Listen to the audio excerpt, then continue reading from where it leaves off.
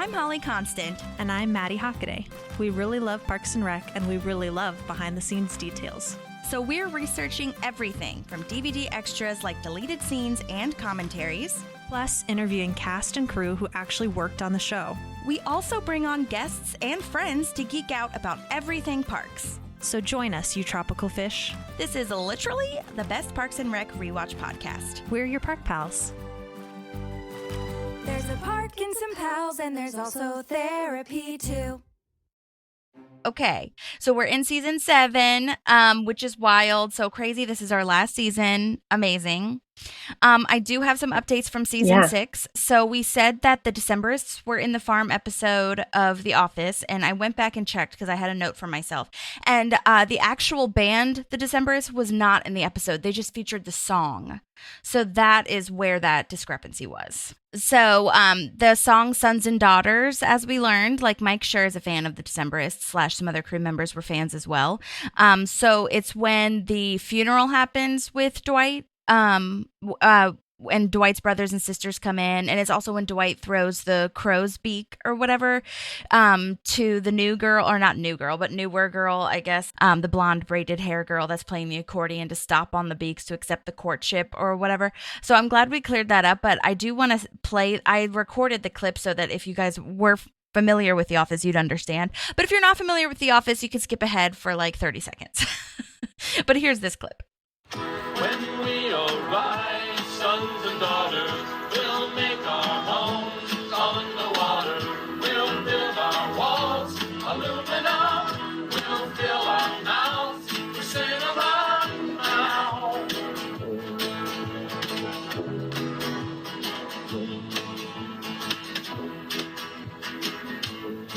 So I forgot about this old custom. If a man is interested in courting a woman, he may throw the beaks of a crow at her. And then if she's interested in accepting the courtship, she has to destroy the beaks.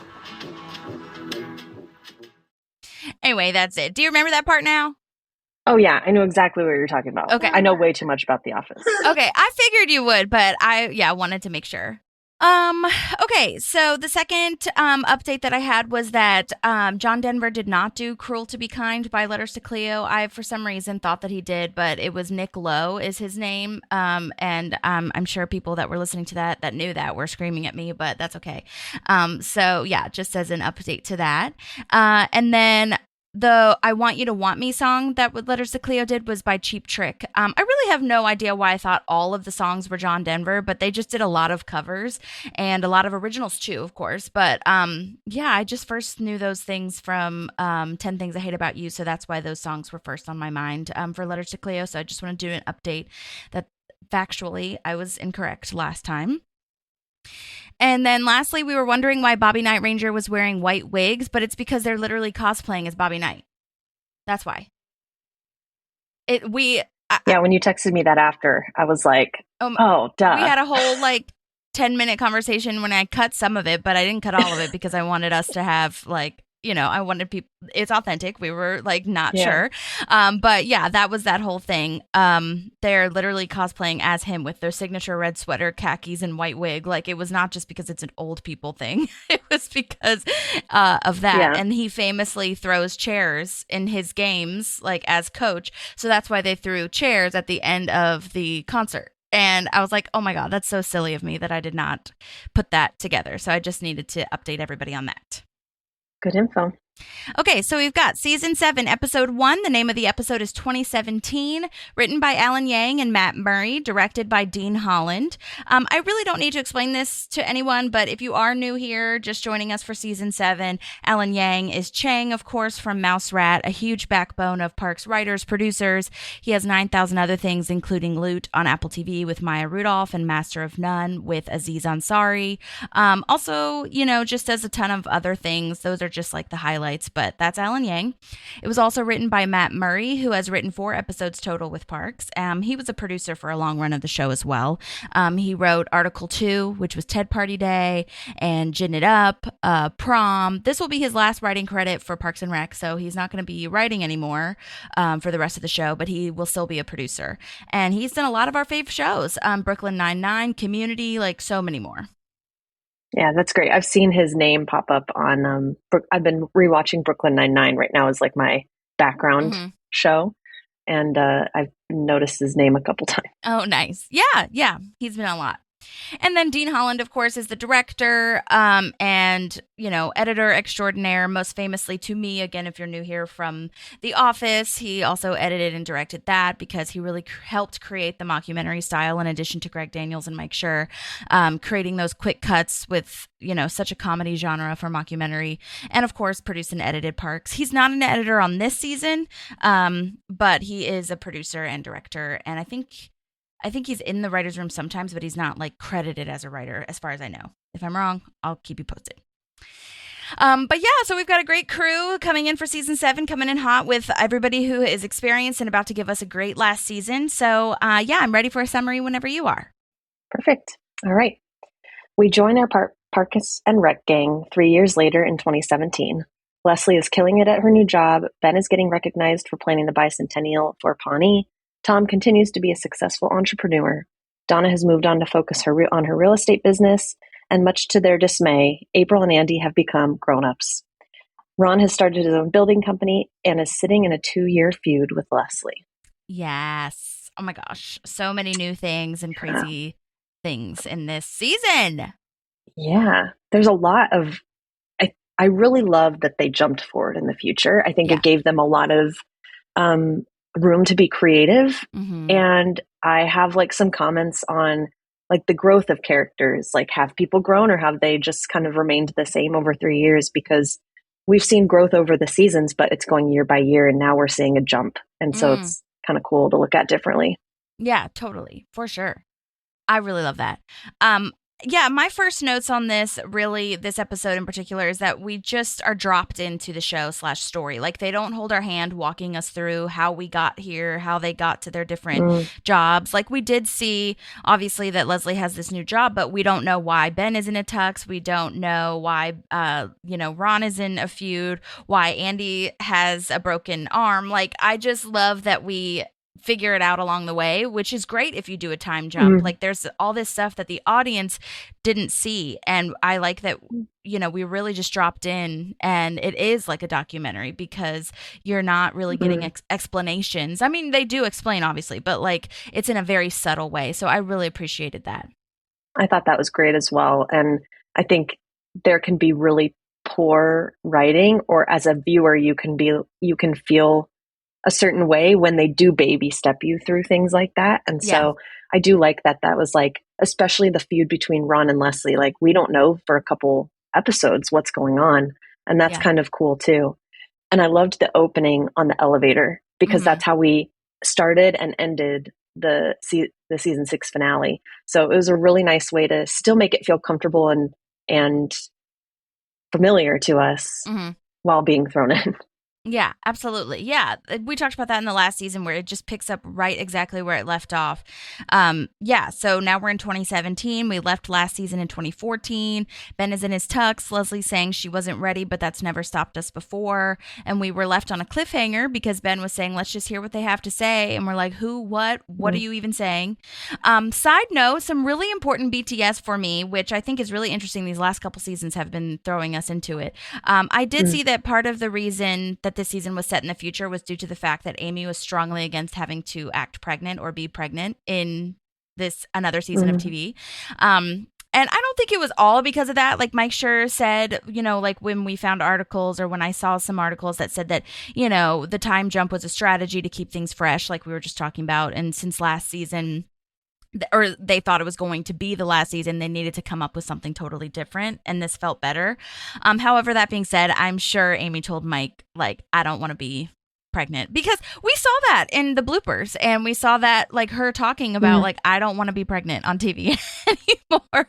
So I'm sure that's how she felt, plus after having 2 kids already. And yeah, I think it's more interesting also to see how they are as parents anyway, instead of just like going through the pregnancy and talking about the maternity leave, like when maybe she's not supposed to be there. And we've already seen that before when she's had to take leaves of absences, and then she's like, coming in anyway. So I think it's more interesting regardless, to drop in right here. And it is fun to imagine. Like, I could imagine that she would do like 900 scrapbooks and projects. And did she actually sleep during her maternity leave and all these things?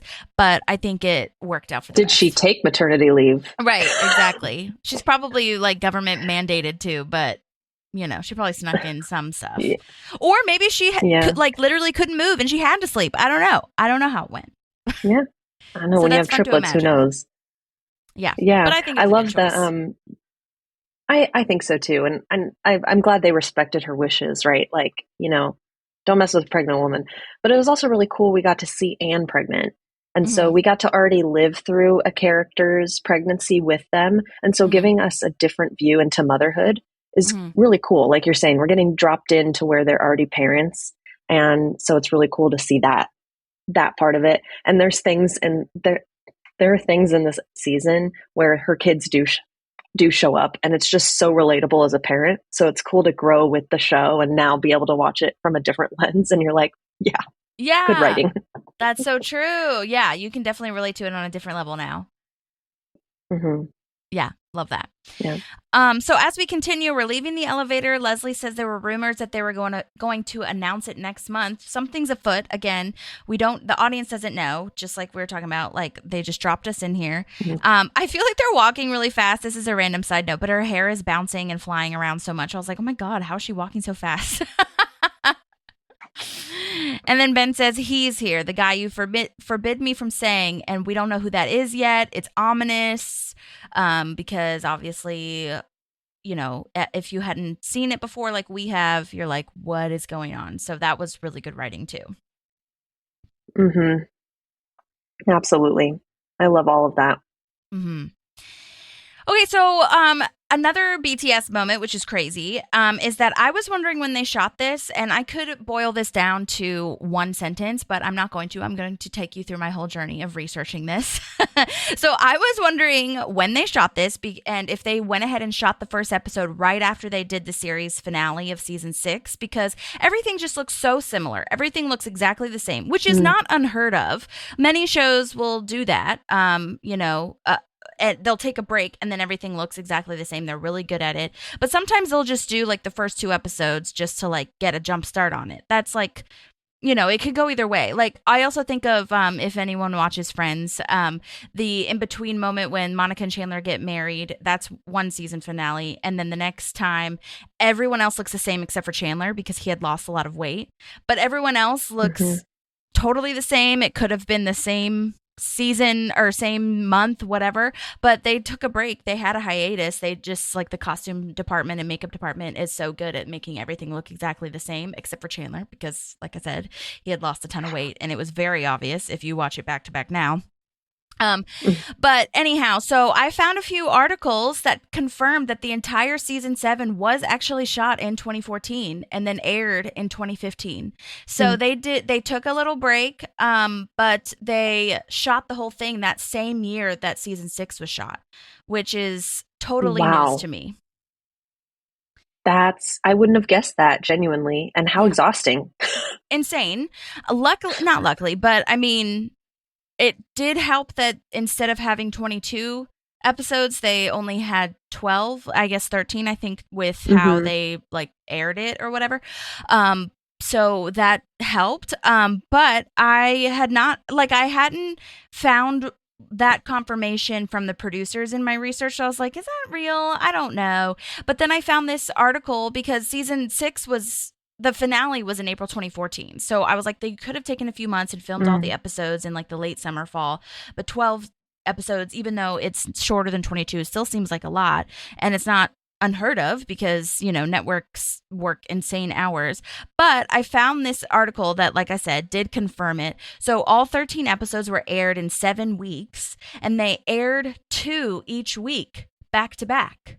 So that's how production aired it, or like they filmed it all in the same year, and then they aired 2 episodes each week. Production began on August 11, 2014, and ended on December 12th, 2014. So they did that in the fall, like I thought.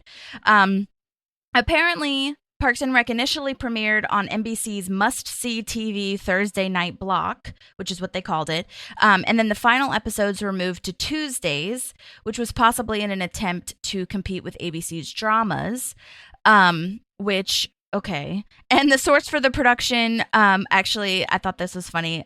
Starting on August 11th was like the actual reason that people know that is because Retta had a Twitter post on, like in the hair and makeup chair, which I thought I was such a stalker in this episode. Like this was in the archives, okay, for these articles and these posts that I found. But it is interesting. I thought that, like, I think Donna's character would do that. It just felt like so on brand for the way we found out the production was because of Retta's Twitter. And it was also on a TV Source website, like, but I don't think that particular article had been kept in the archives, like it was removed with how long ago it was, so I couldn't read the full article, but Retta's post is still up, which is funny. And by the way, Wikipedia does cite its sources. So that's how I found most of this. Like they put the little, numbers and you click on the link and it goes to how it actually was found. So anyway, so there's also last day pictures from Mike Schur, which is where the production end date came into play because it was posted on that certain day and all that kind of stuff. But anyway, so let's see. I also wanted to read a portion of the article that I found, and I'm going to post it in the show notes if you guys are interested. It is interesting because you can see like the schedule of TV that they had back in 2014, and like I think that's interesting, the TV guide and like what was on at the time and all these kinds of things. But anyhow, so the people, like the executives, wrote something in this article or said something in this article where it said, Mike Schur and Amy Poehler, along with their incredible producers, cast, and crew, have given us one of the great television comedies of all time, and we're inordinately proud of Parks and Recreation, said NBC Entertainment Chairman Robert Greenblatt. In an effort to give it the send-off it deserves, we wanted to eventize, like make it an event, the final season to maximize the impact of these episodes, which really do take the show to a new level. The highly anticipated 1-hour finale will air behind The Voice in order to lead the largest audience possible into what promises to be a very special hour of television. And if I'm being completely honest, maybe I'm just jaded, but because they're very complimentary in this article and they call it an event, and I just feel like that's like a producer's way of pushing them out. Like it just seems rushed to air all of these episodes in 7 weeks. Like I feel like there were other things at play, which I mean, this is above my pay grade, so maybe I'm completely off the mark, but I feel like there were other things and other shows like The Voice that needed to have more airtime. So like it was like, let's just air this all so that the new like string of shows can come in. I don't think the executives were into it. I don't think the executives were like mad about Parks and Rec. It was getting viewership, I think. But still, I was like, why? Why are we rushing this? Why are you doing back-to-back episodes that don't even go together? That's weird. But they are calling it a comedy event. So that's how they branded it, which, again, above my pay grade. But I don't like that. That's interesting. And I was watching this show live by this point for sure, because we were watching it live in college, and I don't remember them coming out 2 at a time. So I don't know, I didn't have cable in Boston. Yeah. So like, I'm wondering how I was watching it. Did I wait for the entire series to come out and then watch it on Netflix, or because Peacock wasn't a thing yet? Right. I think Hulu was though. And I think Hulu, you could watch it the next day. Like they didn't have the same subscription / original shows as they do now, but I think Hulu, I remember doing that. Like the next day you could watch it, or like maybe it was the next week you had to wait. Hulu didn't used to be as fast as it is now. But yeah, I don't remember watching Parks live in college. I remember watching The Office live in college, and I had a little antenna because I didn't have cable, but I had a TV antenna. So I don't remember watching Parks, to be honest with you. Maybe I did, but I don't know. But yeah, it says, in my research, I found that critics weren't super happy about that either, because they were like, Thursday was NBC's comedy hour. Like that was when it was supposed to be set for comedy. And this Tuesday situation that they moved Parks to like wasn't it, because Parks was surrounded by 30 Rock, Community, The Office, like that was the lineup, and with Parks involved. And maybe it did get more views because The Voice was right before it and people kept their TVs on, which is a very like big strategy in TV stuff, TV views and things like that. But it was also like, what? Like, I don't know. But it is interesting too to think of how TV really shapes our culture, because I was also doing some research on, I don't know if you remember this, but they used to have in the 90s, so you might have been in China, I don't know, but they used to have a TGIF for ABC. And it was like 90s, early 2000s. And it was this whole branded thing of like, yes, we said TGIF before, but they made this TGIF like a really big cultural movement where it was like all your favorite shows. It was like, and it was all these like really wholesome shows too. It was like Boy Meets World, Family Matters, Sabrina the Teenage Witch. So you really got that like, oh, thank God it's Friday kind of vibe. And like, I'm going to watch all my favorite wholesome TV shows now. And I think that's just really interesting how TV really shifts our, mindset around the way we live our lives. Yeah, absolutely. I miss Boy Meets World. I know, me too. I rewatched it like, I don't know, a couple years ago. Corey is actually kind of an ass. I don't. Yeah. It's wild when I feel like this happens it. a lot. Yeah, Yeah, it does happen a lot. Like in 90s like, and 2000 shows, like the dudes that you thought were like the hero are like kind of dicks. Yeah. Yeah. And you're like, where was our headspace back then? That this was the guy we were cheering for.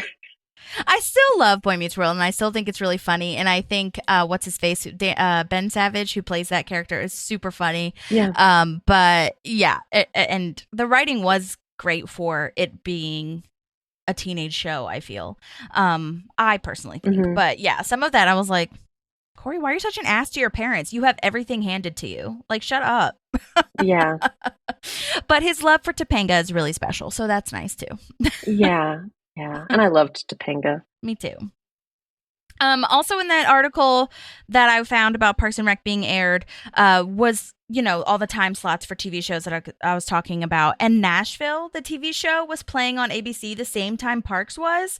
So that's insane to me. So Nashville started in 2012 and ended in 2018. Like, it blows my mind that Parks was happening at the same time as Nashville, because I do not remember watching those at the same time. I remember watching Nashville in LA a little bit, and then I watched it when I actually lived in Nashville, like the last season, I think. Yeah, which makes sense if it ended in 2018. Yeah, I don't know. That was so wild to learn that, because it just doesn't seem like the same era to me at all. But it was. Yeah. All depends on like when you chose to start watching things, right? Totally. Yeah. But yeah, so I just don't remember watching Parks at this time. Maybe it was because it was rushed and I didn't pay as much attention. I actually don't know. I'd love to hear if people did watch it in real time and remember this, or remember it being back-to-back episodes, like on actual TV, network television at the specific time, like what they thought about it. And yeah, I guess if you brand it that way, where it is an event, then it doesn't matter if the episodes go together at all. So it's more like a movie or like a drive-in theater where you just watch random things back to back, and it's just like you're here for the ride. But to me, as a fan, I was like, that's weird. I'd rather it just stay with the comedy people and or comedy shows and just get its due end. But that's how they thought that they did it, and it's above my pay grade. So if Mike Schur hears this, let me know how you guys felt about it, because I would love to know. Yeah.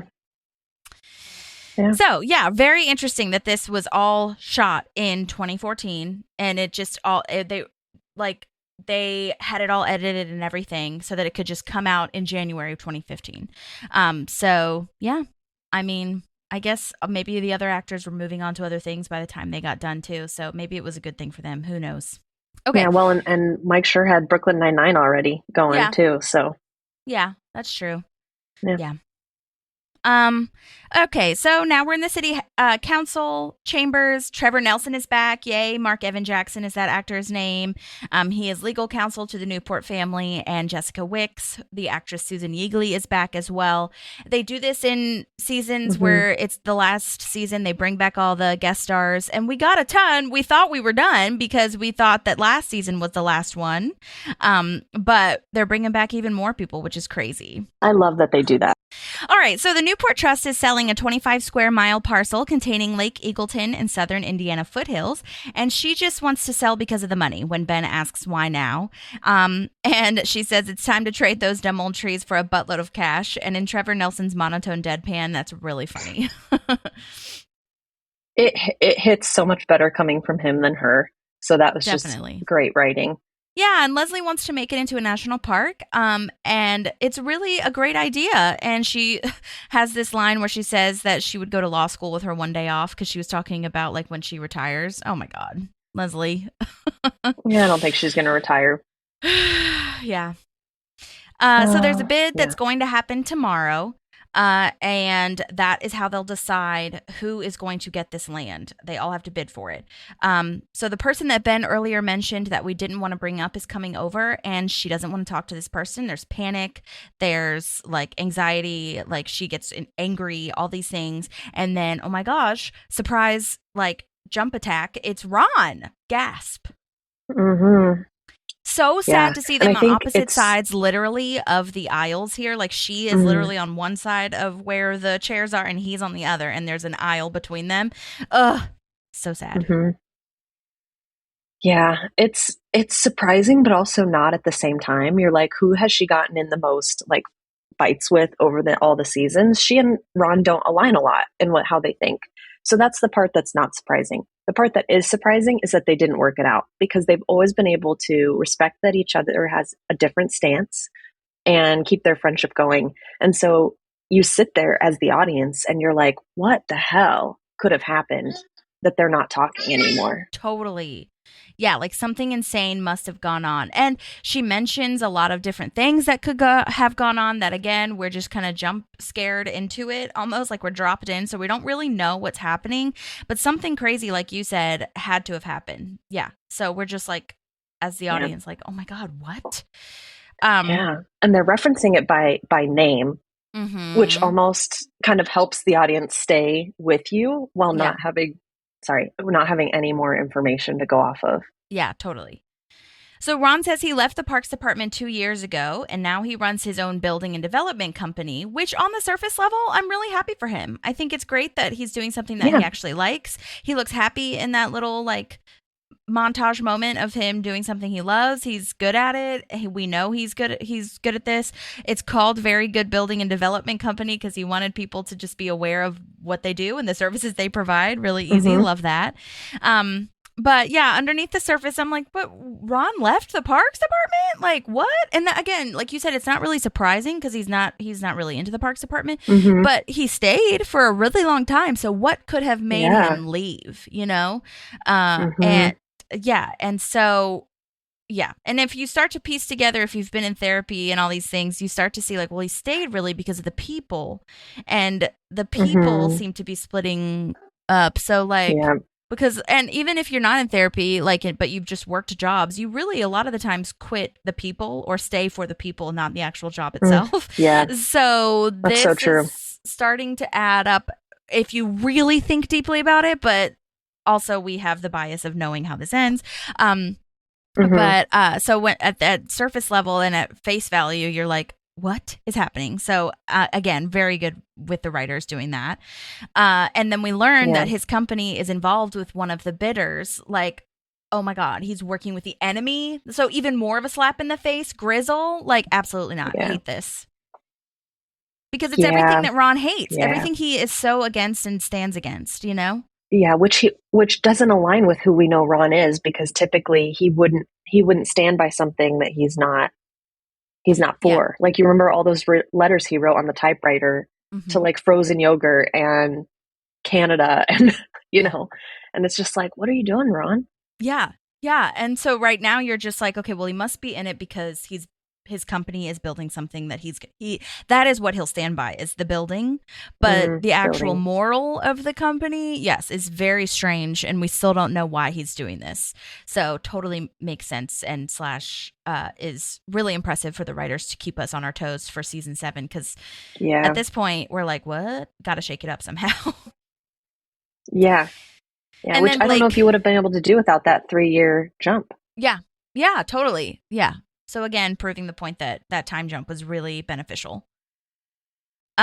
Yeah. And then Blake Anderson is back. He is the actor who plays the character name of Mike Bean, which I'm just calling the Grizzle guy. And I don't know if we ever actually say his name on the show, like Mike Bean, but he's the one who got by Ben at Cones of Dunshire. And he hired Ron's company to help plan and build the Grizzle campus, which is what they're bidding for, which is gross. And then he says normcore, which is also gross, because I'm like, get out of here with that nonsense making up language. Okay, get out of here. Yeah. I love how he delivers it, but I also can't stand the hell yeah, pimp. Oh my gosh, I know. He is so good at it. He's so good at it, at playing this like douchey tech bro. Yes. So good. Yeah, very well done. I also love the yes, this land has good sky. Yeah, exactly. Yeah, he's holding on to the most basic things, I feel. Yeah, absolutely. So this is when they bring up Morningstar. Like you said, they name it by name, which apparently happened 2 years ago. Again, the audience isn't in on this yet, but 2 years ago is when he left the Parks Department. So something happened when he left, and we still don't know why, but Morningstar has something to do with it. Yeah, you're thinking of John Hamm. Yes, I'm thinking of John Hamm, who is here again, which I thought he was fired, which they do mention. But so funny. If anyone needs me, I'll be at Subway. He's very stupid. Yeah, very weird place to choose to hang out. Love that. Invite people to go to with you. Yes. Oh my gosh. Yes, I love that. It's so funny. So they actually just interviewed John Hamm. Amy Poehler just interviewed John Hamm on Good Hang, the podcast, and it was really a great episode and interview. He credited Tina Fey actually with kind of letting him do comedy / opening up people's minds to him doing comedy, because he was on Mad Men. And so when they did SNL, it all kind of came from there, where Tina Fey asked to put him in 30 Rock. So he was doing 30 Rock and 30 Rock and Parks and Rec were happening at the same time. And so I think he was really like gracious to Tina for letting him kind of explore that part of it, because he likes comedy a lot and he wants to do comedy more. But with Mad Men, not many people are casting you as a comedic person when it was so dramatic. No, definitely not. So that's really cute. And I love and he's really made a name for himself in SNL too, because they brought him in with the 50-year anniversary stuff a lot. And so, it's really cool because he is funny. Yeah, he's so funny. And doesn't take himself seriously at all, which I really love. And he's in a new Apple TV show, which again is also very dramatic. And I'm like, oh my God, this is hilarious that you can do both so well. Yeah, that's such a skill. And I love that we're getting to see Steve Carell do the same thing. But he did the reverse, right? He went from comedy to drama. Yeah. And just the talent of people being able to do both. Yeah, totally. And now he's back in the comedy world with Rooster on HBO, which is really funny. Yeah. So anyhow, Andy comes in and says he dropped, we're at April and Andy's house now, and he comes in and says he dropped all 3 of the kids off at Leslie's mom's, all 3 of them. What a shock. And shouldn't you be proud of him for doing all 3 of the kids?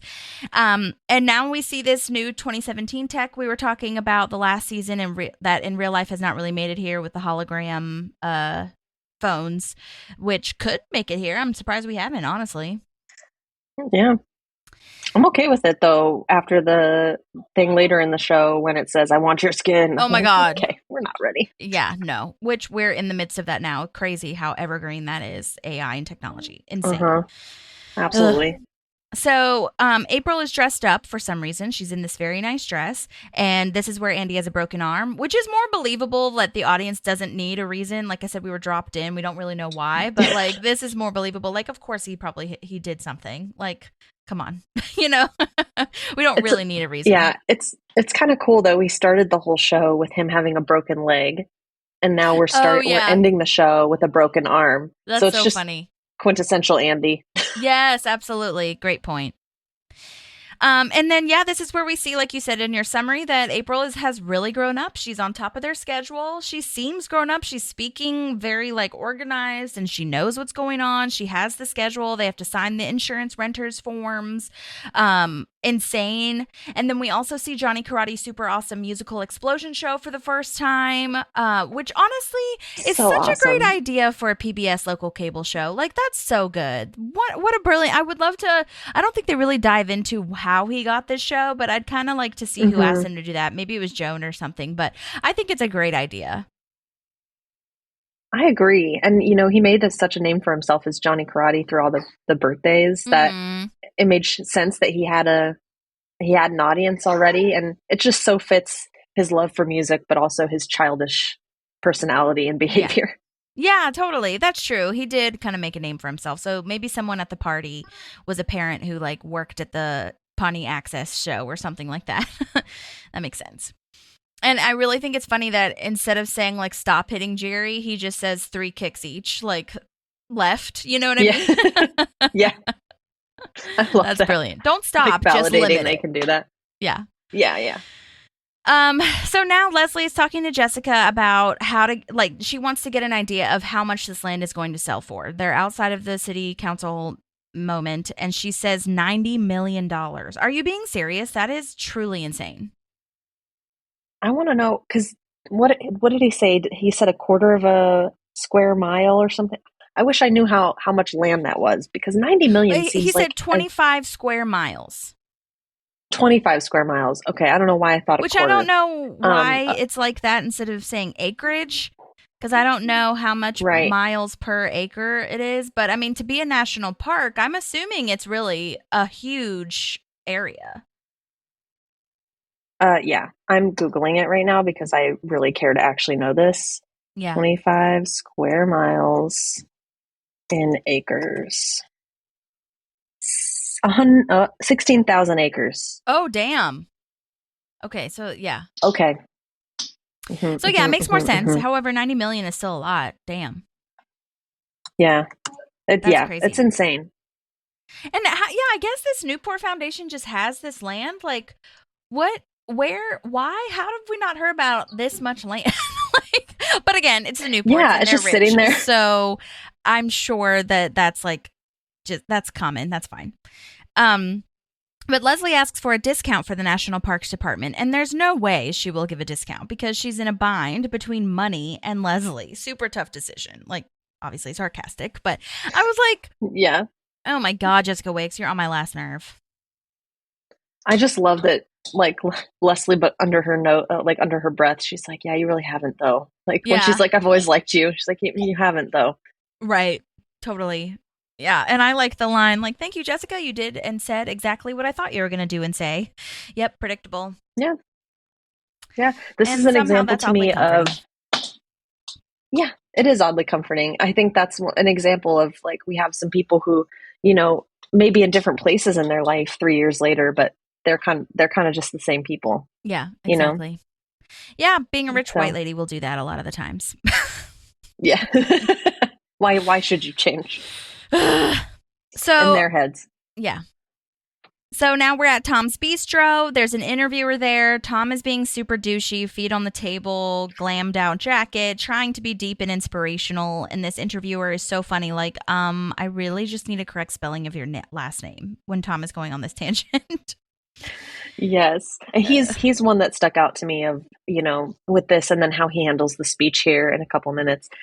That he really highlighted to me, like, he is successful. He has made something of himself. He's continued to grow in his career, but he's still the same self-centered Tom that we've known for 6 seasons so far.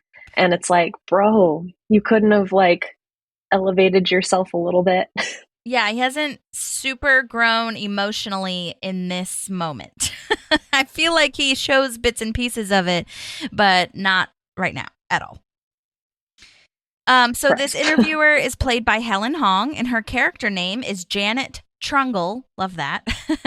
She's been in so many things since doing this. Oh my gosh. Silicon Valley, Inside Llewyn Davis with Oscar Isaac, which is a great movie. She was in an episode of New Girl, which was technically around the same time, but still thought worth mentioning. And then she was in Sex Lives of College Girls, which is an amazing show, Mindy Kaling.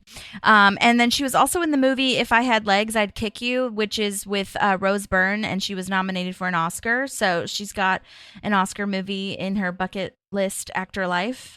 She's also a comedian. So if you follow her on Instagram, she has a lot of like stand-up clips and things like that. And then 6 episodes of Thundermans Undercover on Nickelodeon.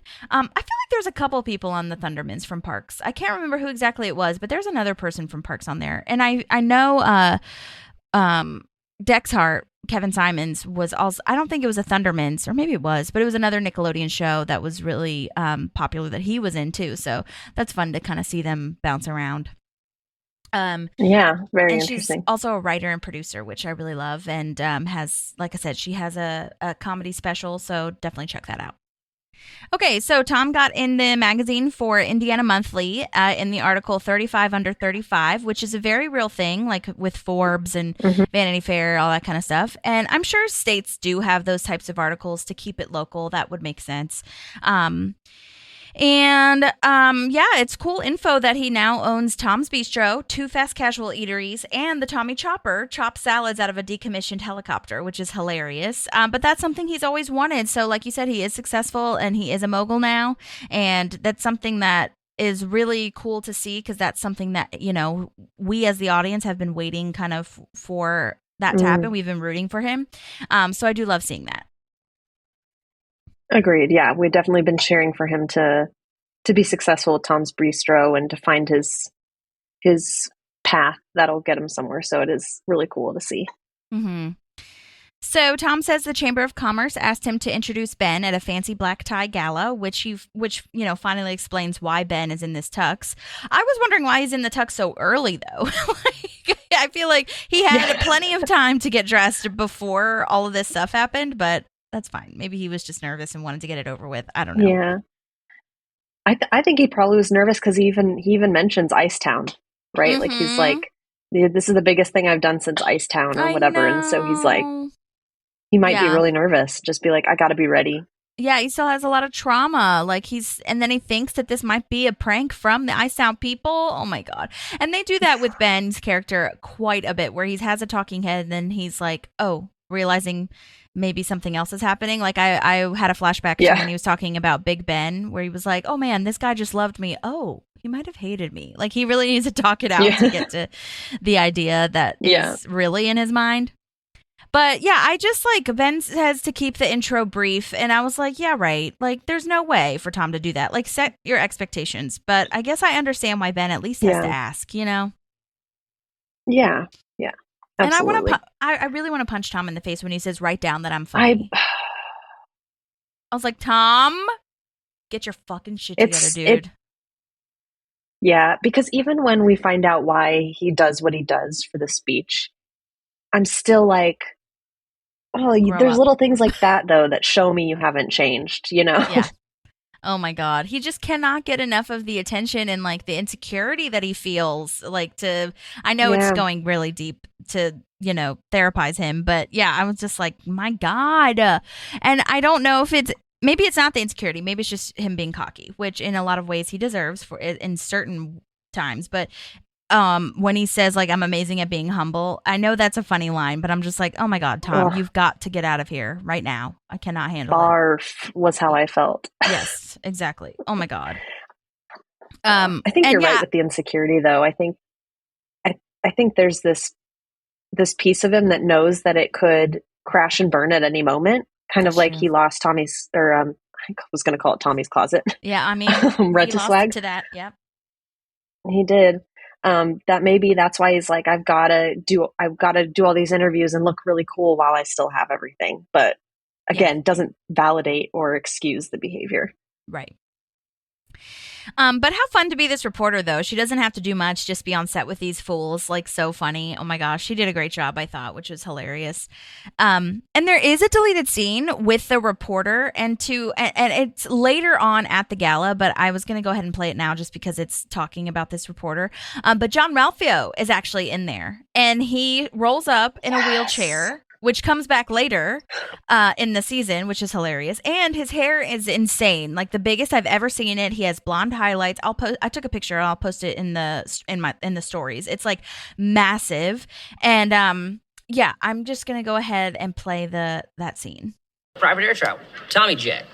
Look fly while you fly. Hey, Tom, I just wrote up a quick sample introduction for you. I mean, you don't have to use it, but you can. Hey, you should. Please use this, definitely. Who is this nervous Nelly? What is your deal? You look like a fish who just learned how to talk. Relax. Take a seat. Come on, buddy. You're not injured? Sure I'm injured. I got a terminal case that'll get me to the front of the line at Six Flags. Shaboom! Gah! Benny, you were the man of the hour. The intro's going to be really far out. I'm not saying it's not going to be far out. It's just, maybe you don't need to introduce me at all. Maybe I'll just walk out there and start talking. Why don't you want Tom to introduce you? No reason. It's fine. Tom's fine. Tom's great. He's going to do a great job. Yeah. Just do a great job, Tom. You got it, baby. What's up, sister? You want to go for a ride in the wheelch? John Ralphio, nice to meet you. You've introduced yourself to me 5 times. I don't... Did I? Yeah. I don't... Yeah. Anyway, back to me. So, I know they said no photo shoot, but what about existing artwork? I have an amazing photo of me holding a cappuccino like this. Which, again, they bring back that cappuccino thing. They're just bringing back all the things that Tom has ever done before. Iconic. But yeah, so I had to play that for a number of reasons. First of all, for John Ralphio, but secondly, because of Helen Hong being in that, the cut scene, which I always do if you're new here. If your scene was cut, I'm going to play it for you because the actors still worked really hard and booked that role. And I am glad that at least she got to stay in the episode with the one that we just heard before this deleted scene. So that's good. Because some actors don't get their scenes in there at all. So, but yeah, really crazy. Yeah, definitely. I don't even know why John Ralphio is in the wheelchair. There's no place, like you can't skip the line at this gala anywhere. And then he stands up, and it's like, oh my god, you're insane. But it's fine. Well, yeah, why are you even doing this? Yeah. Oh my gosh, he's probably just waiting to see what he could get for free because of it. Yeah, maybe that's it, or like better seating. I don't know. Who fucking knows? But you're stupid, and that's dumb. Yeah. So Ben is the being other part honored. of that scene that go ahead. I was just going to say the other part of the scene that sticks out to me is that when asked, why don't you want Tom to introduce you, Ben backtracks and saves Tom's image. And it's like, Ben gives you so much more respect and care than you care to give him. Yeah. And it's just so, I have so many feelings about it. I know. And you can see it. Tom does have a look. Obviously, you can't see it in the audio, but Tom does have a look when she asks that. He's like, oh my gosh, no, like, don't say anything. And then that's when Ben is like, oh, okay, well, Tom's great. It's fine, whatever. So Tom knows he's being an ass. Yeah. But yeah. Anyway, yeah. So Ben is being honored because he's in charge of the Pawnee Bicentennial celebration, which I think is a really interesting, detail here. Biggest accomplishment since Icetown, he says. Like I said, like we talked about, he still has trauma about that, which is really sad. And then I wonder how he got this. I just wonder how he got this role when he's not working for the government anymore, or at least it sounds like he's not working for the government anymore. Is he? Oh, I thought he was still the Chris Traeger's job. Oh, he could be. Okay. Yeah. I think he still is. For some reason, I thought, okay. Yeah. Yeah, because I don't think he's working in Leslie's department. He's still like the city, not the mayor, but the city manager. Right. Yeah. Okay. And then, so we see Andy and April are really adulting. Oh my gosh, this was really interesting to see because we've never seen them have this conversation before where they're having plans, production meetings, talking about when to start the slow cooker. Like, oh my Lord. Which, by the way, I do love a slow cooker, but she is right. Like, you do have to plan when you're going to put it in there. If you want to do it before work, like getting up early to chop everything, or you chop everything the night before, or whatever the fuck, like, you do have to plan that. So, it is annoying. Yeah. And I know that that's like a really privileged thing to say, but I'm just saying that like there's a lot of planning that goes into everything they're talking about, including the slow cooker. Absolutely.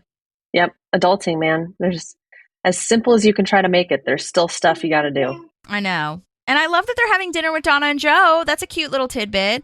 And that Andy even remembered that they were doing that, you know? Oh, yeah, that's huge. I think we see a lot of growth in Andy and April here, and it's really beautiful. I know that they don't like it, but I think when you watch them go to look at this house, their true personalities and who they are still there. They just have grown to be able to support themselves, and they're not eating out of Frisbees, which is really exciting for all of us. Yeah, and I do love that's a good idea that Andy has for a weekend moment, honestly. Like the farmer's market, watch a movie. Jason Bourne is supposed to be pretty good, the new one. I do love Pratt's performance here, like just rattling off the list, kind of robotic, just kind of going through the motions, which is what happens a lot of the times. And I think it's really realistic. And then it definitely is. And I think it ages well with those of us that were feeling more like the Andy April responsibility of life in the beginning of the series, and now are like getting towards the area where we have to buckle down and be adults. Yeah, totally. And it just, you do kind of like fall into it sometimes, but like just day by day. And that's why April ends up screaming. And I love that Andy does his like little karate hands, like there might be an attacker somewhere because April's freaking out. But April has this realization that it kind of just happened to them. They didn't plan to be adults. They just like day by day, you have to do stuff and live your life and grow up and handle things as you age. And so this is the time when she's noticing it and really actually like being aware of it, which is not always the case. A lot of times you just kind of fall into your routine. And she's realizing in real time that they're not 19 anymore. You know what I mean? And this is where we find out that he sprained his shoulder cleaning out the gutters, which is good to know, figuring out the details along the way, just the writers putting that in there because life happened. And now we're understanding why. But it's really funny to me that he, like all of his other injuries have been for all these, which is again proving the growth, because all of his other injuries have been kind of chaotic and childish, and this one is like a real thing you had to do. Like you got to clean those gutters, man. Like you're gonna get damage to your home if you don't. So it is really interesting. And I don't think they're boring. I think all this stuff sounds fun, like the farmer's market and stuff. Like, but I do get what she's saying, you know, like you get in the routine and it doesn't seem exciting, especially when you're comparing it to how they used to live. But that's to me also like, have they traveled anywhere? I feel like they need to go somewhere because that's for me what breaks up the monotony. But for them, that's why the house, I think, comes into play, because then they can kind of find that balance a little bit more with how to handle all of this. But still have the adulting and excitement, you know? Yeah. I think it's the spontaneity too. Like she mentions, like, everything might be fun, but it's planned and in a schedule. And they used to just drive to the Grand Canyon. Yeah. So that's true. Different. That's a good point. And April, it's funny because April still wants to do the slow cooker. And I think that's great. I think that's okay. But again, it's like balance, baby girl. Like we just haven't found the balance, because it's fine that you'd still want to do the planned stuff. But yeah, you're right. The spontaneity is like, and that's what travel is for me. I think not spontaneous travel, because you do have to plan for that too. But like once you're there, you can actually like just break up that monotony. So yeah, I think this is one of my fave parts probably of this episode, because it is such a relationship writing, you know what I mean? So you really see them work through this together, which is something they're really good at. And you see them be different people, but still at the core, at the root, they're the same, you know? It's nice. Yeah, absolutely. I love that. So Leslie now is at the gala talking to her workers about calling everyone in DC, call in every favor we have to get the Jessica Wake / Newport house. 36 hours to find $90 million. Oh, girl. Yeah. I love that she's delegating, though. Yeah. Yeah, I mean, she has to. She can't. She doesn't. She's out of ideas. Like, Yeah. she made the Thomas Jefferson so true. sexier in the Mount Rushmore promos. Attendance has been up. That is not a coincidence. I love that. But also how? I want to see the backstory on that. How did she do that? I know. I'm imagining Thomas Jefferson having like more carved cheekbones or something and like eyelashes. I don't know. Or did they give him muscles and a 6-pack underneath his head? Oh my God, maybe. It's hilarious. I can't. I really like her dress here too. It's very formal, very cute. I like it a lot. Mm-hmm. Yeah, and absolutely. I like that she says the tuxedo makes you look like a sexy orchestra conductor. Wave this pen around. She still hasn't lost that. That's distracted funny. and like turned on. Yeah, that she gets turned on by these like very interesting and very unique little things. Yes, exactly. Yes. Then she has this line, which, oh boy, it's so funny, but it's kind of sad with our current state of times, where she says, I have the most valuable currency in America, a blind, stubborn belief that what I am doing is 100% right.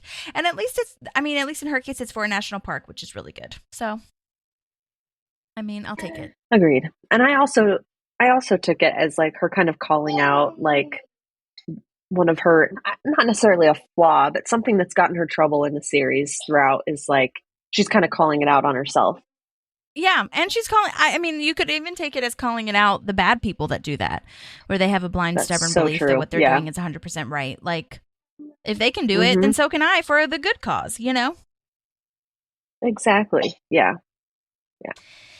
Then we've got Ken Hotate, the late, great Jonathan Jackson is back. So great. Rest in peace. Beautifully written and rightfully declined, gotta say.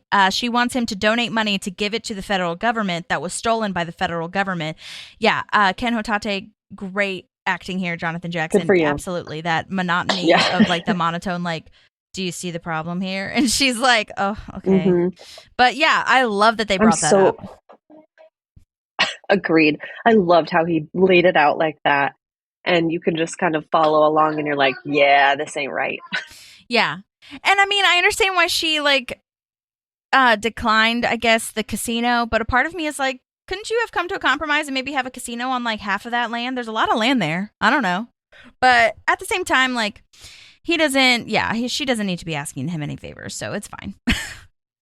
No, it's different than when she was trying to do the park and was creating the Wamapoke like playground and stuff. Mm-hmm. Different. But yeah, I mean, I see why she asked for help, I suppose. But yeah, that's not a good look for the federal government, I should say. Anyway, Andy takes his sling off. Oh my gosh, bad idea. And then for their spontaneous crazy night, they talk about doing shots. Then she dares Andy to eat the entire jug of olives, but he needs to take his heartburn medicine. Oh my God. And then she says, April's like, I hate us. And I was like, no, April, don't say that. Don't hate us. You don't. I know that you're living in the moment, but no. Yeah, I know. I love it. I love that they're in this together. They're trying to look for these things together. It's really sweet. Yeah, it is. So there is a deleted scene here where April says she's going to pretend to be a valet, and then Andy somehow got some live lobsters, and he's going to put them in people's cars. I bet he stole them from the kitchen or something because it was a fancy dinner. And he holds up the lobsters. Like, they are moving in this scene, so I think they were real lobsters. But I'm just going to go ahead and play this. There's a guest star in here that for the life of me I could not find. I'll talk about it after. But he did a great job, so I'll just play this. Go hide. April Ludgate. Hey, Pete, is that your car? Yeah. Hey, great work on that Forestry Service memo. Thanks, Pete Bancroftel, who I work with. Give me your keys. I'll wait here because I'm waiting here anyway, and I will just make sure that no one puts anything weird in your car. Great. I'll see you in there. See you in there. Am I doing it? We can't put lobsters in his car. I work with him. That's probably for the best. I'm gonna let him go. And then he just puts the lobsters on the ground so they can like run around. What? Because he thinks that they're like letting go like a dog or a squirrel or something. Oh my god. Andrew. Oh, Andrew. But in that this deleted scene is all over like the Parks and Rec subreddits, and it's on the Parks and Rec official YouTube and all these things. So like it's not hidden or anything. So I tried to look up who this guy is, Pete Bancroftle, but I can't find him, and I'm so confused and frustrated about that because I want to know who it is. And I commented on some of the videos that posted this and was like, does anyone know this actor? And I could not find him. And I don't know if it's on him or the production or whatever, but like, and I mean, it's sad to say, but we've talked about this before, but a lot of times you as the actor have to be responsible for posting on IMDb that you were in something, and then the production or IMDb will like confirm it. Sometimes if the production's really good about it, they will add it, you know what I mean? But that's not always the case. And IMDb is your resume. So I don't know if this guy is not an actor, like officially, or if he was like a stunt performer or something, or on the crew and he just kind of came in. I'm not really sure, but I think he did a great job. And like I said, I always play every guest star that got deleted. So hopefully we find out who that is, but I think that's still a really funny scene. Yeah. Reach out to us if it's you. Mm-hmm. We'd love to talk to you. Yeah. So we'll see. Maybe someone will comment back. But yeah, if you are a fan, go on the YouTube and look up that, Andy Lobster's deleted scene and it'll come up. So now Leslie is talking to Donna, Tom, and Jerry, saying she knows they're all off doing their own thing, but she needs the team back for the mission, which I also think is a new addition for us because we don't really know that they are not with the Parks Department anymore, or with the National Parks Department, I should say, on the fourth floor. So I think that's interesting to learn. They are kind of on Ron's side, which is sad. Like Tom can build a restaurant on the land that Ron buys. Donna is the realtor / broker for the land. She says she's engaged now though, which is also a new thing. So, and she needs the money. So like they're kind of not necessarily on Ron's side, like emotionally, but professionally they are, which kind of sucks for Leslie. And then I do like Donna's dress too, which is very nice. And they ask about her emotionally too. And she says the kids are trying to destroy us, which I think is hilarious. And I feel like you might be able to relate to that. I can relate to that pretty heavily. Yeah. It's really always the adults versus the kids. It's a team thing and they're trying to, bring us down. Yeah, I think that's a really good point. And I still think they could have stuck around and like talked to Leslie instead of Tom saying like peace out, but whatever. Like I guess he had to go introduce Ben, and I don't know. I feel like it was weird for them to just leave, but it's okay. I agree. And I think it is really sad to see that Tom and Donna are like not on Leslie's side, but like business case wise, it does make sense. So it's just interesting to see they've moved on in their lives. They're not part of the parks team anymore because they're part of the team of making sure their own business is functioning. Right. Yeah, totally. And it's really sad how kind of, they're not really like, it doesn't seem anyway like they are friends anymore or close anymore. They're friends, but they're not like in on each other's lives anymore. Which I think will build that as the season gets there. But within these 2 years, it's been like, she has 3 kids. She has a full-time job. Yeah. They also have their own lives and like businesses to run and things like that. So it's really, it's kind of heartbreaking in a way for me. It is. And I think it's relatable though, as you go through life, right? 100%. Like life changes and you and I talk about this all the time, that friendships, like they change. Evolve. It doesn't have to be for the worse where you don't have them in your life anymore, but it like sometimes it just evolves and like what can you give and balancing that and being honest with each other, but it just is unfortunately just part of life as you grow and change. Yeah totally. And how much you can balance and give the effort and how much each person can give the effort, you know what I mean? And if that effort is acceptable to you, you know what I mean? So it's just a lot of like the changes, and you have to kind of have conversations with yourself. But yeah, I think that this is, like you said, a good way of showing the growth too within those 2 years. And it's another good way for them to show how these times have passed and that it's good that they just kind of dropped us in, you know what I mean, instead of like explaining everything. I think it's more interesting that way personally.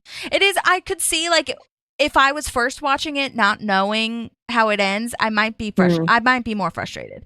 But this is also the first episode, so we've got to give it some time. Yeah, well, I like it too because you think about how much they can do with everything you don't know with these 12 episodes. Like how much they can give us and how creative they get to be, and it's going to be cool to watch the whole series. Yeah, totally.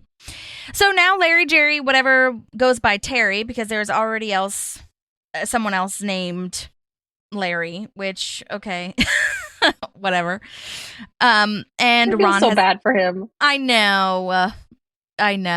It's like he's taking it so nicely, though. It's just a fun group. It's fun that I get to change my name all the time. It's fine. Okay, so true Jerry fashion. Yep. So Ron has a kebab / stick of shrimp. Love that.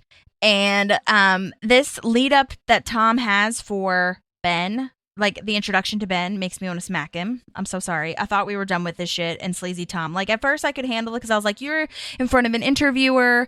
You're trying your best to have this facade of a business owner mogul, like, macho dude, not macho, but you know what I mean? Like you're successful. But when it comes to Ben, you can't even buck up for like 10 seconds. You don't even have to say anything insane. Just say, this is a really great guy and he's my friend. Please welcome Ben Wyatt. That's it. And you had to go. And like, I understand he does explain it. Like I got too emotional and it is really sweet. I do love that scene at the end. But I'm just like, you didn't have to go on and on for as long as you did. Like if you were that, insecure or whatever, and you were saying that you're amazing at being humble, like it didn't have to be 45 minutes of that. No, absolutely not. And I think the thing that made me, I wanted to punch him, like you said, immediately when he started talking anyway. But when Ben comes out and he gets cut off for time because Tom went too long, that's when I lose it. Ben's been so excited about this, like the whole time. He's so proud of it. And he gets up there and he gets like 30 seconds or less. Yeah, I know. I absolutely agree with that. I know. Oh my God, it's so heartbreaking when they play the music and don't even give him any time. But yeah. And oh my gosh, then we have this like Ron and Leslie moment, and it's really sad when, he has his little skewer moment and he says, she says, why don't you take off the meat? And when I turn around, stab me in the back with the skewer. That's harsh. That's intense. That is harsh. That's harsh. Yeah. And oh my gosh, I had in all caps, like, because Tom's still going on at this point. Like during the whole Leslie Ron thing, I had in all caps, like, Tom, shut up. Please stop. No one wants to hear this. We've got to cut it off somehow. And I mean, I'm sure it's probably just this like thing that Tom does, and a lot of people maybe do, where they just like can't get a hold on where to end it, so it just keeps going, like a Michael Scott moment of like, sometimes I start a sentence, I don't even know where it's going, like that kind of thing maybe. But I'm like, oh my God. And then the Boys and Girls Club make a paper mache statue, which is so cute and awful. It doesn't look good, but it's still so cute. Yeah. And then Ben is telling a great story about like how he first started here and all these things, and then the music plays him off. What the hell? Like, it's his night. Why wouldn't someone? I wanted to hear that. Yeah. Poor Ben.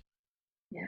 I think we could have gotten more information too of what's happened in the last 3 years if he had given his speech too. Yeah, maybe so. So I feel like we feel a sense of loss as an audience, which makes us more upset with Tom. Yeah, totally.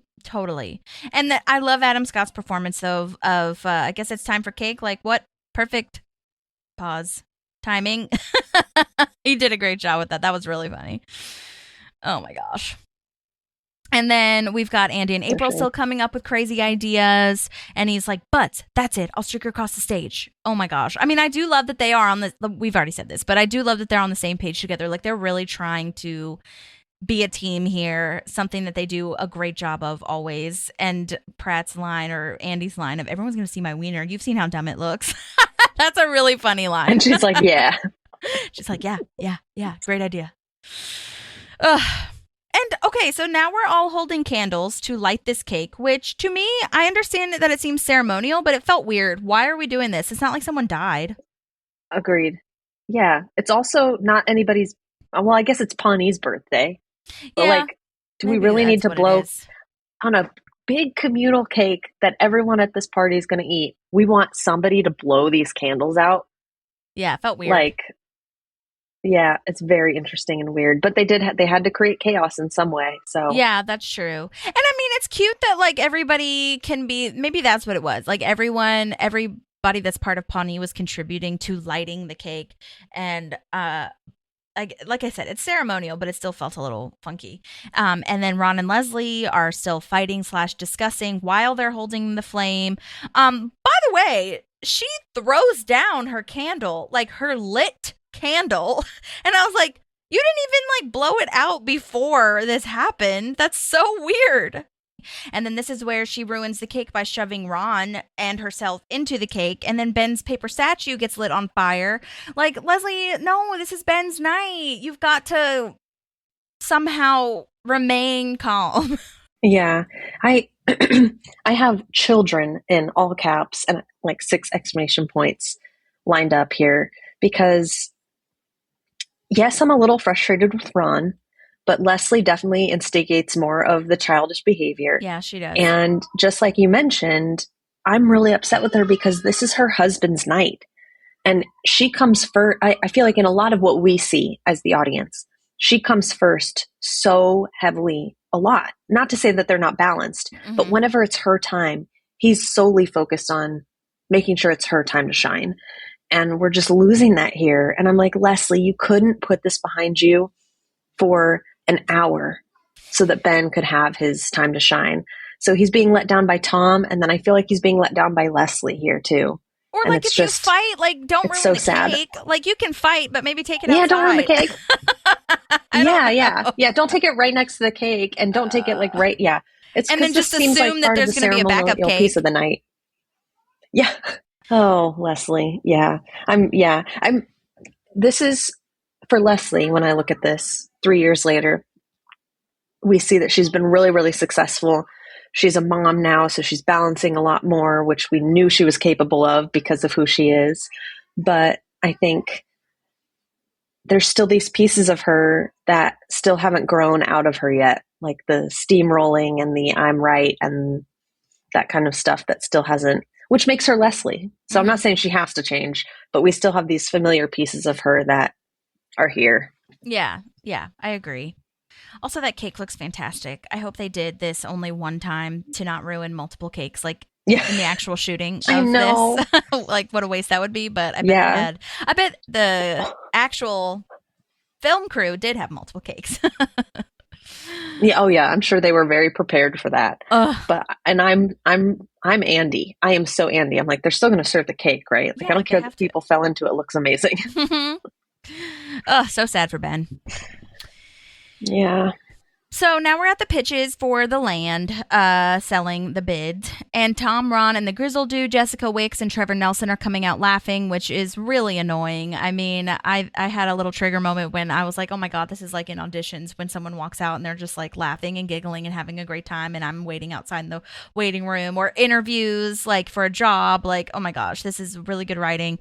And I also love that Ron gets this like, or not Ron, sorry, Tom they always write for Tom like the end of the joke, the punchline kind of thing, where you don't really know the joke beforehand. I think that must be so fun to be creative of like, what's the most random ass thing we can say that would be a joke for Tom? Yeah.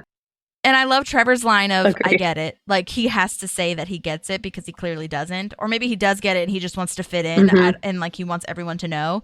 Regardless, though, it's really funny.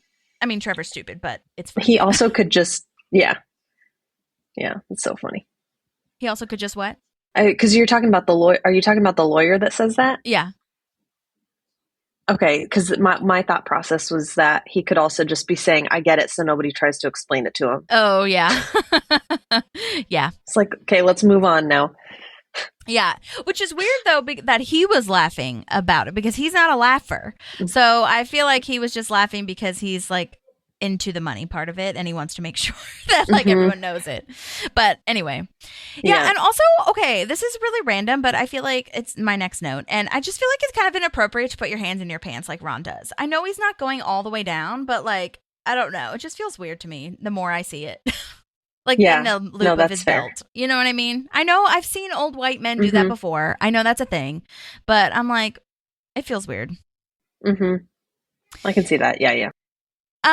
And then the grizzle guy calls Jessica Witz Jessie, which is annoying, and hands her this kind of a bribe in a way, but like this gift, which is what we were talking about. I love your skin. Mhm. Give me your skin. They did a great job on that. And yeah, Yep. I mean, that's what's something that's so brilliant about the show, that I just feel like it always comes, like all the problems and things that they write about with government and the culture, like it always comes back. It's not going away.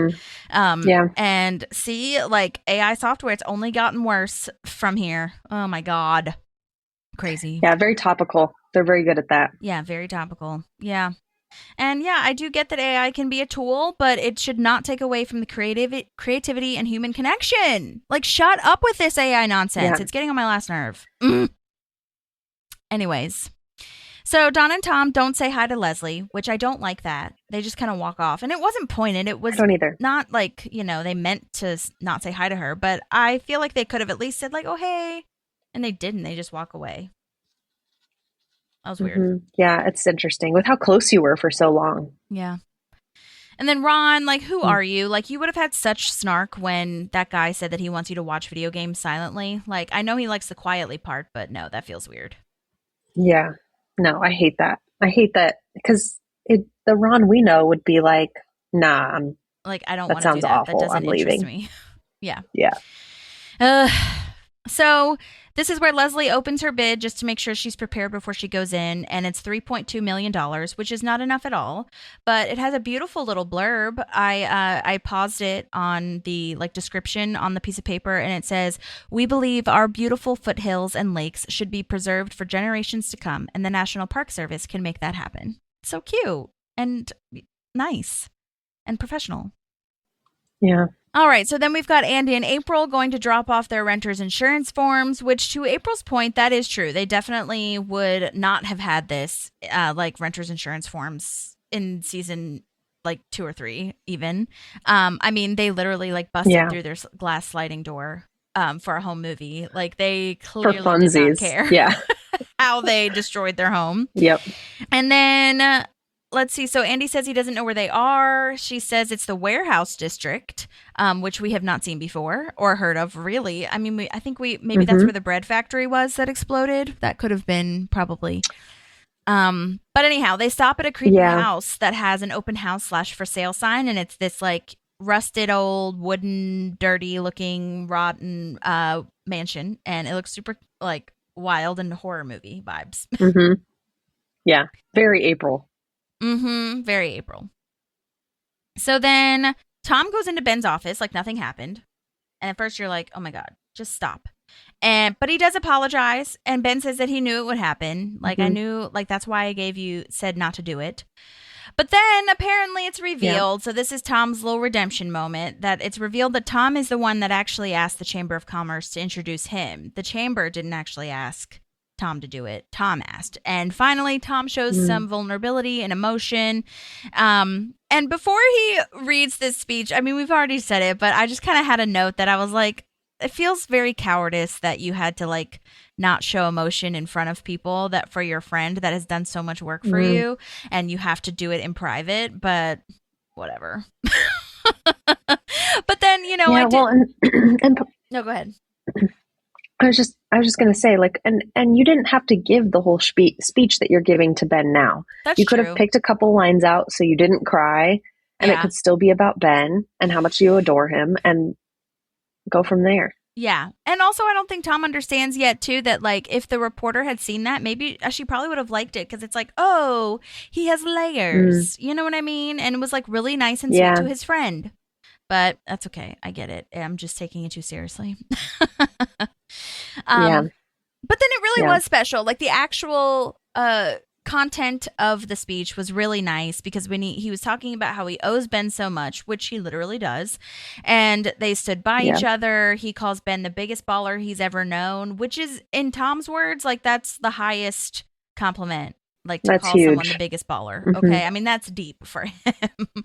And it's really cute. And I love Adam Scott's performance here, trying to be nonchalant while crying. It's a pretty good speech. I think I liked it. That was really, really good. Yeah. I think I liked it. I love that. Me too. It's like a little cheesy, whatever, but I think I liked it. It's so good. And then we zoom out and they're we don't crying have very together. Yeah, and that's what I was going to say. We don't have very many instances. The only other one I can really remember was when Ben and Leslie do this side by side talking head, where you end up seeing they're both there for the talking head. So it has like an extra impact there that they're still together and they're going to hug and very special. So now Leslie's giving her speech for the bid on the land, and she writes a 0 on the back of her original bid, which Jessica might thinks maybe is an O for Oprah being involved in her bid, which I think that's a really hilarious little piece of comedy. Yeah.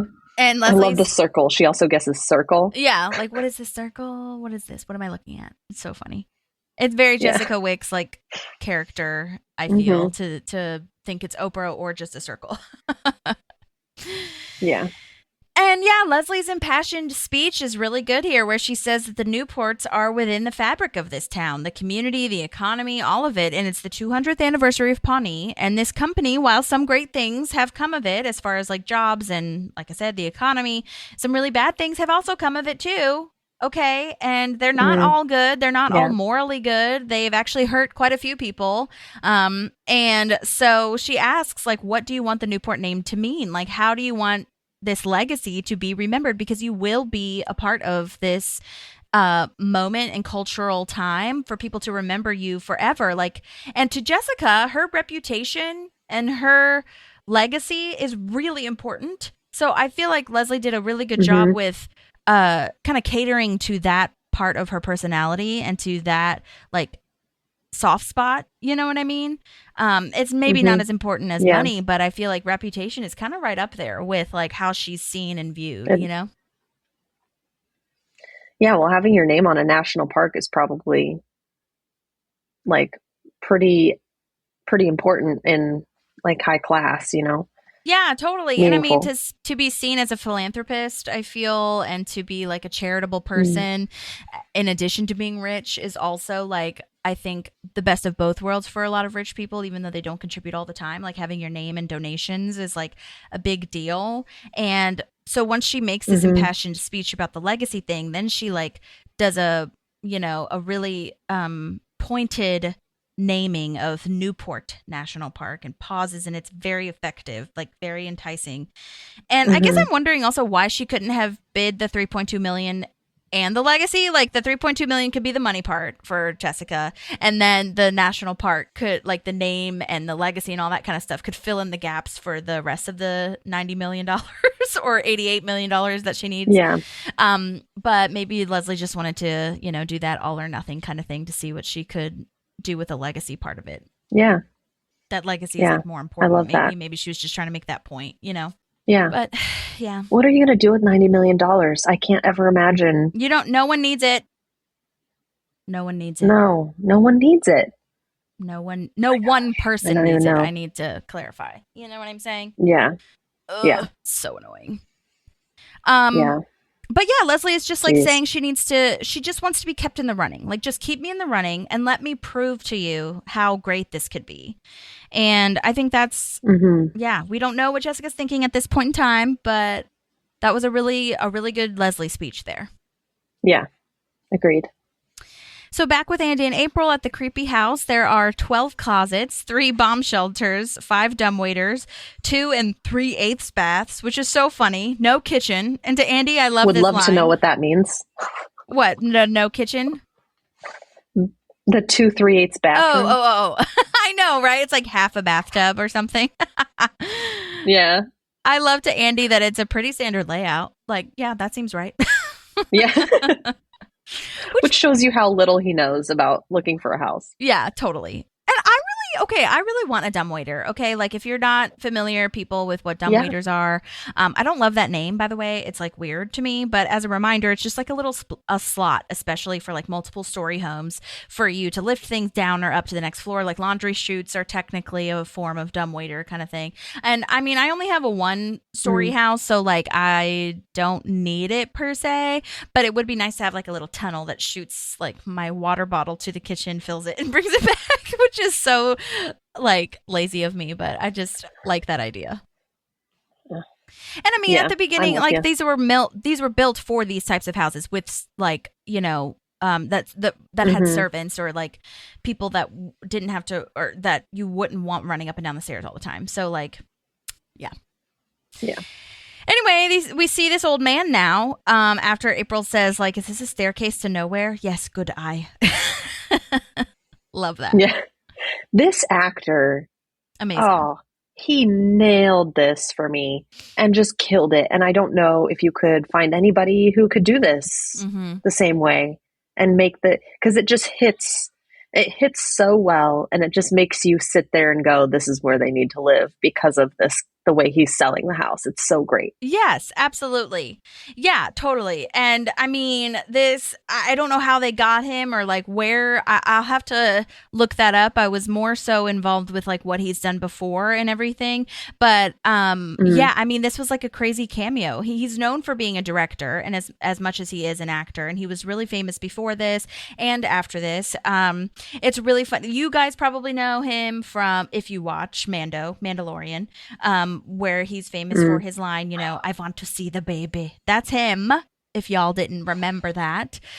This was way after Parks and Rec. But I think it's also really funny, too, because he says he wants to move to Disney World. That line is hilarious. And he's now part of the Disney universe, which is so ironic, first of all. Yeah, but secondly, so like great. you said, the way he acts and performs that line of total, like, switcheroo. You would not think that he would be moving there, the happiest place on earth. But that's like, because his character, that'd be like April moving to Disney World, which is like, what? Yeah. But the way he says it and with his accent is so good. And good for him. He deserves it. So well done. Yeah, you go live near Disney World. I love it. So just a brief breakdown. This famous actor, is Werner Herzog, and he also directed and worked on a documentary in 2007 that was nominated for an Oscar, which was before this episode of Parks and Rec in 2014. And it was a nature documentary where he travels to Antarctica discovering the animals, the nature, like under the ocean and the glaciers, all the things. It's called Encounters at the End of the World. Super famous. He's also been in 4 episodes of The Simpsons, which I thought that was really funny because I wonder if he met any of the Parks people on The Simpsons, and he'd be a great voice actor. Hello. Yeah. Oh yeah. And he's done so much stuff as a writer, director, producer, obviously an actor, really known for his filmmaking style, which is very intense and sometimes like dangerous productions like these documentaries. And the line that I found online when I was doing the research, someone explained it as, quote, philosophical explorations of obsessed characters against indifferent nature.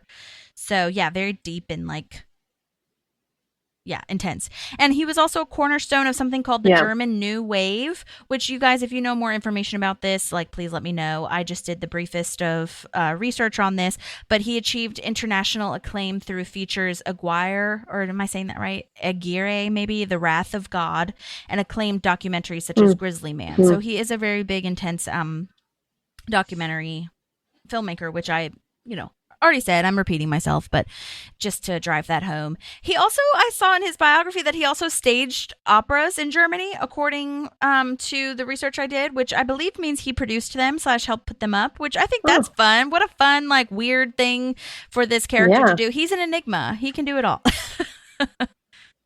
Yeah. I love that. And dude, just the writing on this, like not only the Disney World thing, but the house was a holding cell for the people who went insane on the assembly line for the doll head factory. Because that bait and switch of you thinking of April being excited that it was a doll head factory, but it's just the insane asylum for them. Like, that's crazy. Which makes it better for her. Absolutely. I'm sure she loves that more. It's so smart, so heightened. And I also love the idea that it was just a doll's head factory, not the doll's full body, clothes, hair. Yeah, not the like doll. Just the heads, which is even more like psychotic. Yeah, I love it. And there's a fire pole. I love that the guy is so honest and it's just like, it's also haunted and disgusting. It's so good. He knows what it is. And 47 years of living here, he says he's lived there. So it's that line just really made me laugh out loud, though, with his accent and clothes and face and just like everything. Like imagining him in his outfit that he's wearing right now, like great job, costume department, walking through Disneyland, just having the time of his life, like with probably a scowl on his face as he has now, but just like so happy on the inside. It just like is really funny and wonderful imagery there. Yeah. And then another bait and switch where Andy says they're adults and responsible, so you know what that means. And it's so wonderful because the dejection sets in for April, like, we're not going to get to buy this house. I know we're adults and responsible. And he's like, no, that actually means we have money and we are going to buy the fuck out of this house. Great bleeping moment. Yes. Yes. I love it. And I love that you see, like, you know, again, they're on the same page. And I agree with this. Like, if this house is going to make you happy, it's an adult purchase, but it's still going to make you feel like you're connected to who you are on the inside. Like, yeah. And if they have the money to do it, it won't go like crazy in debt. Then yeah, I do too. Yeah. All right. So now there's a press conference on TV for the Jessica Wicks lawyer moment. And how did he memorize that lawyer's office name? And why is this televised? Like, I don't know. Yeah. Also, why is this televised? I don't know. There's Pawnee. There's not enough other stuff going on, I guess. Yeah, I guess. But I didn't even write down the lawyer's name because it was like it was like 6 names and they were all so out there. I was like, oh my gosh, that must have been fun / hard to memorize. Yeah. Also, I really like the outside shot of this, of Ben and Leslie's house. I feel like we haven't seen a ton of the exterior shots of it. I know we've seen the inside because it was a big deal when they got engaged. But I don't feel like we've seen the exterior a lot. So I like seeing that. Yeah. That's good. And it does look like a different house. Yeah, and I definitely don't see us. Yeah. Oh, sorry. Go ahead. Yeah, it definitely doesn't have all the wood. It doesn't have all the wood it had. Yeah. That first time. Yeah, and I think they did a good. I don't know if it's the exact same interior of the house. I would assume it is. However, you can see within the 2 years they changed furniture. They now have toys everywhere. Like, they have a life lived in there. Whereas before it was just them two. They could keep it a little bit more tidy and like not have as much clutter. And that's just not really a thing when you have kids / live your life. You know what I mean? So, yeah. Anyway, so the televised event says that they've narrowed the search down to 2 final candidates, and it's, of course, Grizzle / Ron and Leslie. So that's, I mean, she's in the running now, so that's good. Her speech worked. Yeah, and I think you get, here's where I see growth with Leslie. She sees the hard work that's coming ahead, so when she hears that she's made it in the running, there's no, like, blast of excitement or I did it or anything like that, like we might have seen in the past. She has this realistic, like, okay, here's where the work starts. I made it in the door and here we go. Yeah, good point. Yeah, she has this moment where she says she started with the pit and now she can take this national park and do the same thing on a grander scale, which is really amazing to see. And it's really cool to see her, like, you know, she thought the pit was her biggest goal, and to see that she just keeps going. And that's kind of how, you know, a lot of life and career is. Like, you think that you reach the pinnacle and it's really amazing that you did. And if you want to stop there, that's great. But the growth is like continuing to raise the bar and continuing to meet goals if that's like how you're wired. So I think that was really interesting and cool because we never would have assumed that she would we would assume it, but I don't know that we visualized her opening a national park. Yeah. And that's what she wanted to do last season. No, but we also so that's cool. We also never saw her leaving the Parks and Rec department. Yeah, exactly. So it's really cool to see that she's continuing to move up and have bigger goals. And I think you see that a little bit in everybody in this episode, right? Donna left to go do real estate. Tom has more restaurants. Ron has his own construction company. Yeah. So it's cool. Yeah, definitely moving on up, just like the name of the episode in season 6. The finale in season 6. Yep. And bringing it back to Jason Bourne, which is so funny. They made that fictional casting choice of Kevin James for playing Jason Bourne in the reboot. Like, again, this show is so evergreen, like bringing up stuff that's still 10 years, 11, 12 years later is real. Like the reboots that are now happening. I mean, it was happening already. We know that. A lot of things were being rebooted or like IP was being recreated in some way. But the reboots now, it's like even crazier, you know? So like to hear the Kevin James moment is like such a funny realistic, true thing that could happen. Yeah. It's and so out of it's left so field, good. like, Yeah. oh, yeah. And I love that they Yeah. have conflicting ideas on them, on Kevin James being, like, born. You know what I mean? That's so funny. Like, I don't know if you Yeah. have a good choice. Oh, I do. I think you nailed it. Yeah, I think you nailed it. Yeah. Oh, So my good. gosh. I want to see that. I want to see a clip of that. Yeah, exactly. Oh my God. So then we get to Ron's office, and Tom says, in addition to Tom's Bistros, he wants to have a lounge that says Tommy's Lounge. And they're like talking about, they're basically having a strategy meeting with all of Ron's side. And Leslie busts in with Andy, April, and Larry and says, like, attention, this is war. You guys are going down. And that's all I wanted to say. And I love her line reading on that's all I wanted to say, because she could have said it like 8,000 different ways, and I like where she landed here. And I do love that this is the moment that I really appreciated, that Leslie does say, like, hey guys, so sorry, it's just been a lot with the kids and work and whatever. And like, they really have that boundary of like, we're at war. She does, especially. I don't know if they really have taken the initiative, but she has had that boundary of like, we're at war professionally, just a heads up, and I hate you, but also I love you personally, and you're my friend still, hopefully. Yes. And here's some cookies. I think that's the cherry on top of the, I wouldn't make cookies for people I actually hated. Yes. Here are cookies. Ron, I do hate you. You can't have any. Right. But we end with him eating one anyway. I know. Of course. Which is so on brand. He's the first one to take one. Yes. Yeah. And there's a little heart in the middle of the word war on the cookies. Oh my God. They're so funny. Yeah. And it reminded me a lot of her mustard cookies. Do you remember when she did that? Yes. Oh my gosh. Yeah. For a second, I was like, wait, are these the mustard cookies? And I was like, no. That would have been smarter if it was war. Yeah. It's so true. Yeah. But that's okay. She, man. like you said, she doesn't think, actually hate them. So she wanted to have a little bit of a moment, I guess, of niceness. Yeah. Yeah. This time I knew, but the first couple times I rewatched this season, it was really hard for me to remember why they were fighting. And I think just because everything else is happening in the season, like that's a part my brain just didn't like lock into. Like now I remember this time watching through, but I'm trying to pay attention to, can we know whose fault it is based on how they're interacting? And I think we're at a point where neither of them feel like they're at fault. Definitely. Yeah. So, which is in line with both of them, because they're both big enough people to, if they thought they were in the wrong, like we've seen it time and time again through the series, that they've apologized. Yeah. But I think right now they just haven't had the conversation. Exactly. Which we'll see. But you can see it, like, I don't think either of them think they're in the wrong right now. Yeah, totally. Yeah. And Leslie doesn't have all the information either, which, you know, of course, if she didn't know that backstory that we eventually learn, like, I would be mad too. Like, you just left and didn't say anything, and you're fighting against me.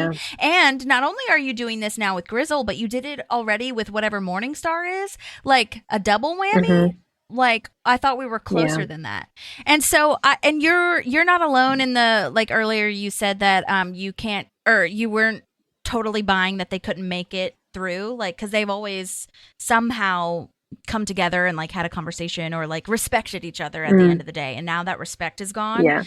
And there were some reviews on IMDb and like some of the other research that I did saying that like that was the case for a lot of audience members who love Ron and Leslie, but I think they did a good balance of like, if Leslie is going to get in a fight / not talk to anyone in the office, I do think Ron is that person, because they do have such differing views, and there could be a world in which they do not agree and leave the agreement there and don't, resolve it. Like, I think that was probably the best balance for me. Like, I can't see her like not talking to Tom over something big, because they're I just feel like Ron and Leslie's disagreements are fundamental to who they are. So, like, if she's going to get in a fight with anyone, it probably would be Ron. You know what I mean? And it makes it all the worse because they are close. You know what I mean? They do. Yeah. Like, so when you get in a big fight with someone and you are close and it's just like a lot of layers for them. So I think it did make sense. But I think it's also really smart that we're going to see this drawn out over a couple of episodes. So it was a great Agreed. first episode for us to be just kind of placed into this world that they have seen and lived in the last 2 years. So I think it was really well done. Agreed. Yeah, I think you're right. And when you look at it with every other character, right, it's like Tom, Leslie's more of a mentor. So I think she probably would have stepped into some fault at some point to mentor him. Donna's just a straight shooter, like boss, bitch, bitch, boss, right? Like you're not going to go a long time without, probably with Leslie specifically, she's not going to go a long time with somebody she cares about not being upfront about what's bothering her.